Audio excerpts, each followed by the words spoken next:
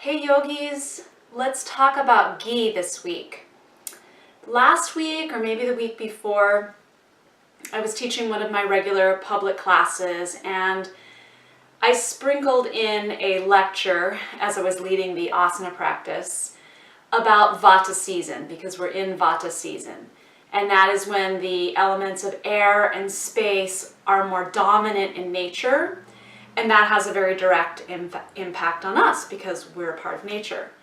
So as I was teaching, I was, sprinkling in this lecture, and I concluded class with a recommendation or an assignment that everybody start using ghee. And I was surprised by how many people did not know what ghee is.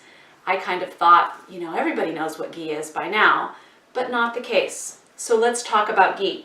I just grabbed my ghee so you could see it. It's store-bought. You can make it at home, but for convenience, I usually just buy it at the store.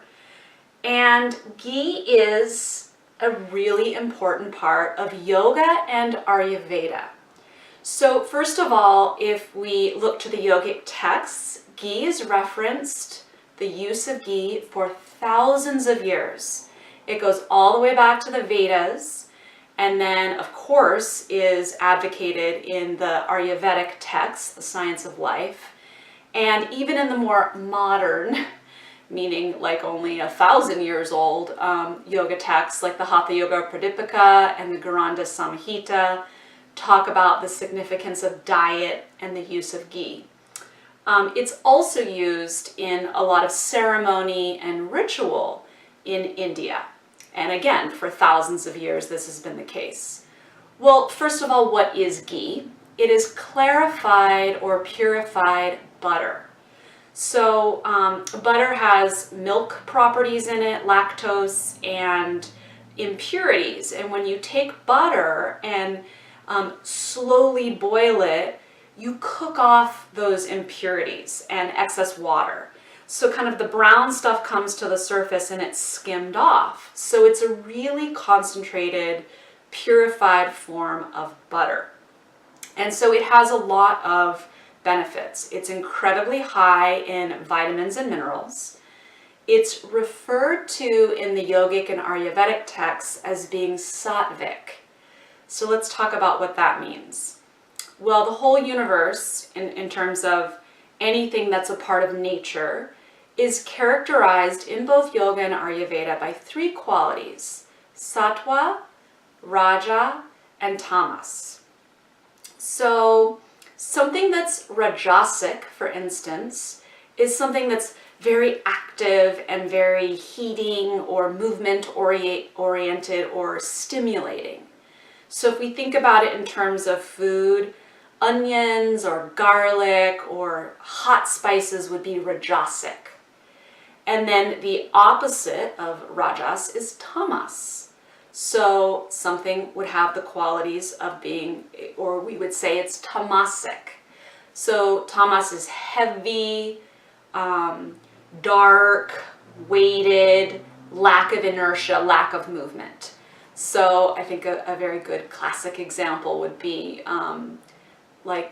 mashed potatoes are very tamasic. If you ate a lot of mashed potatoes, think Thanksgiving dinner, it's very heavy and tamasic.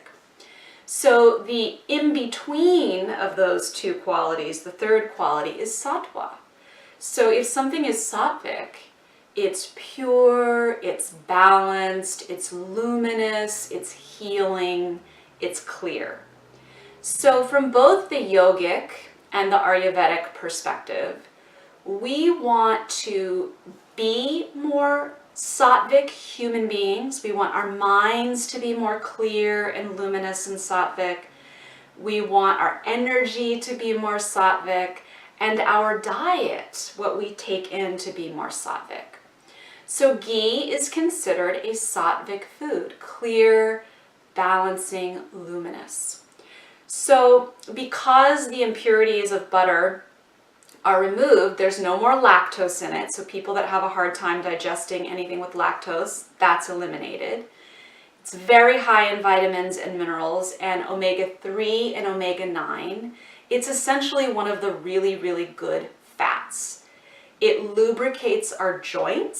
So in Vata season, when there's more cold and dryness and wind and movement, some of us, especially with a lot of Vata in the constitution and the physical body, feel it in our joints. So ghee, taking ghee on a regular basis, is very lubricating to the joints.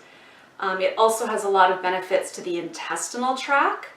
So by taking ghee in on a daily basis, especially in the morning, I would suggest half a cup of hot water with a scoop of ghee in it, a teaspoon or two. Take that first thing before eating, and it goes right through the digestive system and coats the intestinal lining.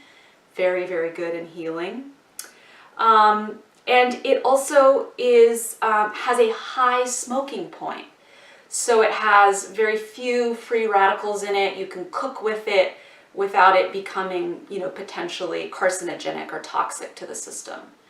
So use your ghee. Like I said, take it in hot water, or you can even put a scoop of it in your coffee, which makes it like bulletproof coffee, if you've heard of what that is. It's kind of an adaptation from the Tibetans when they put ghee into tea and drink that. Google ghee, the benefits go on and on and on. It's an antioxidant. It just has all these incredible properties. So this time of year, taking in ghee, this healing, positive, healthy fat, is very good when we need calming, grounding, warming, and lubrication to the system. So you can take it again in the morning with hot water. You can cook with it. I make my rice with it. I'll put it in hot cereal in the morning, a scoop, and stir that in instead of butter. If I'm making a soup or anything, basically, I'll put the ghee in instead of other oils, just to use that as the fat in whatever it is I'm cooking. So take your ghee, know what ghee is, take it. I would recommend that you search out one of the higher quality organic ghees that comes from a good farm. It's very concentrated. Think it goes from the cow to the milk to the butter and then to the ghee. So it's this really highly sourced, concentrated form of nutrition, and you want it to come from good cows. And then it also ties into the sacred cows of, the Indian system, how revered the cow is spiritually. So it's this power food, basically. Source, a good form of it. You can even get a non-organic one from Trader Joe's. They sell it.